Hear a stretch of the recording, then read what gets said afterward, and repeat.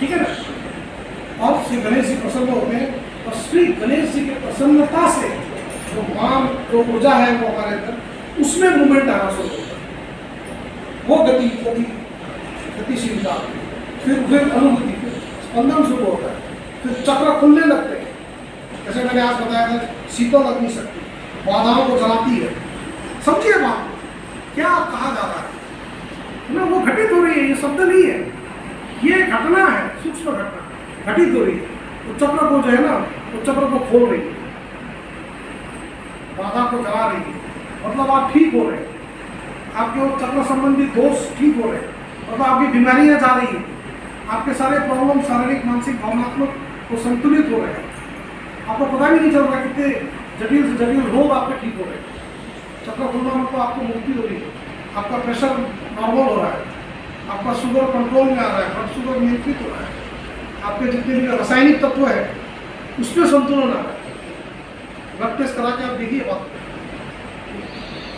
Report बहुत अच्छा है। ये ध्यान के बाद जब ये ध्यान स्थापित हो जाएगा तभी, उससे पहले चित्त वही रहता है। तो फिर जो है ना, फिर देखिए वो सूक्ष्म शरीर में कितनी सुंदर वर्किंग होती है, हम उसको महसूस करते हैं, उसको दिख भी जाता है, बहुत अच्छी वर्किंग होती है। फिर आप मतलब आपका चित्त भाव में चला गया, आप वहाँ नहीं होते, आप श्री माता जी की ओर है।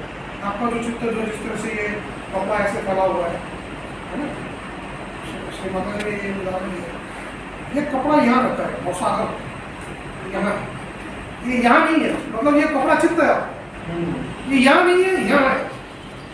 यानी चित्त आप तीन आयाम में, तीन आयाम मतलब भवसागर, सांसारिक जड़ लौकिकता दुनियादारी शरीर मन भावना, तीनों में आप घूम रहे हैं, हाँ? उसी में आप रहते हैं, क्रिया प्रतिक्रिया हो रही है, सोच रहे हैं, परिवार में रह रहे हैं, इधर रहे हैं, तो ये आप भवसागर में हैं और वहाँ से आपको निकलना होता है। कैसे निकलेंगे ये प्रश्न है, कैसे निकलेंगे? तो हम नहीं निकल सकते, तो माँ ही निकालती है। माँ कहाँ है? वहाँ अभी दिखाया मैंने कुंडलिनी के रूप में, और वहाँ से कुंडलिनी की जो है शक्ति चल रही है।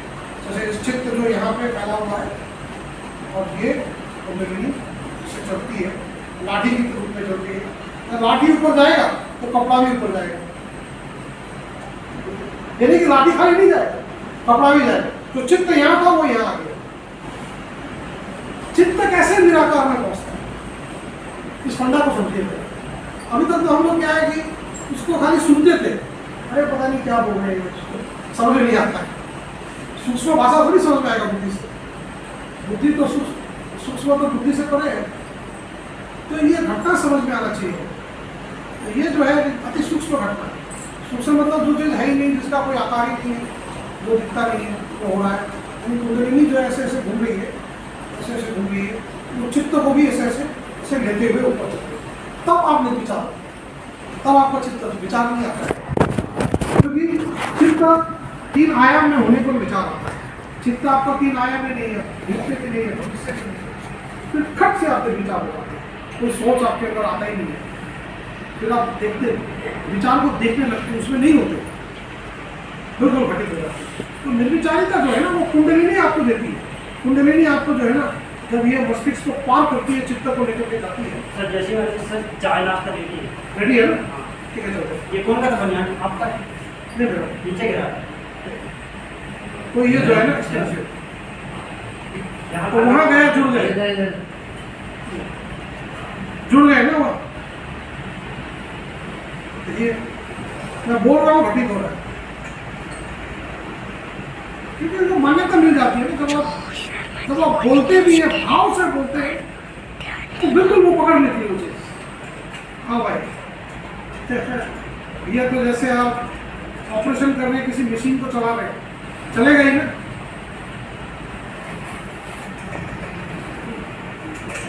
तो खट से जो है ना वो वहाँ चले, कुंडलिनी वहाँ पहुँच गई, ऊर्जा वहाँ पहुँच गई। फिर वो जो है स्पेस में निरंतर, वो जो ब्रह्मांड में सब जगह 5 बार, हाँ वहाँ आप होते हैं। तो वहाँ जो है आपका प्रकाशित आत्म तत्व वहाँ पे छाया हुआ रहता है।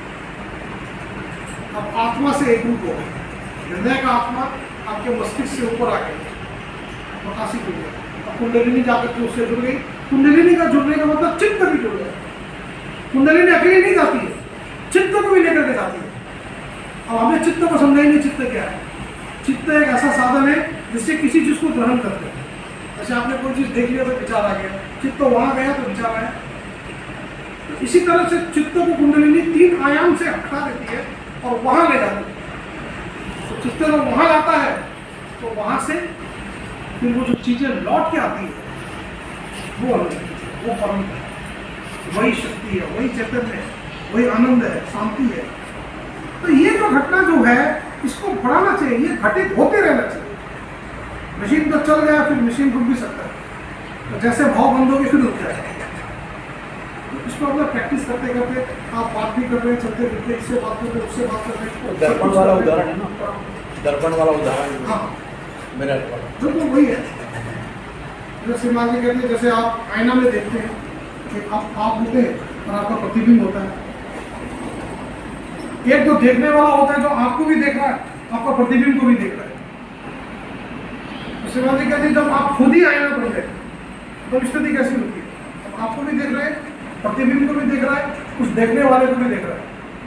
मतलब 3 आयाम से आप अलग हो गए, 3 आयाम के साक्षी हो गए।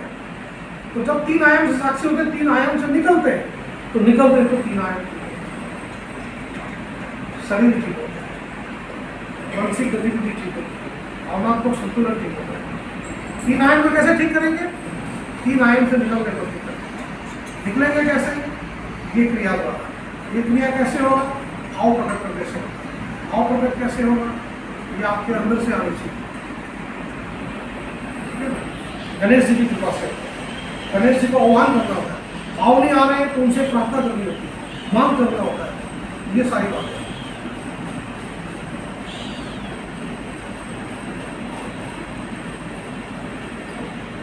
चलिए जय श्री राम।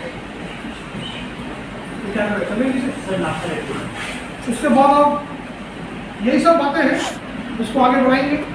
10 साढ़े 10 से और कोई पूछना चाहे तो पूछ लीजिए। नहीं, अभी नीचे चाहिए। जय श्री राम। जय श्री राम।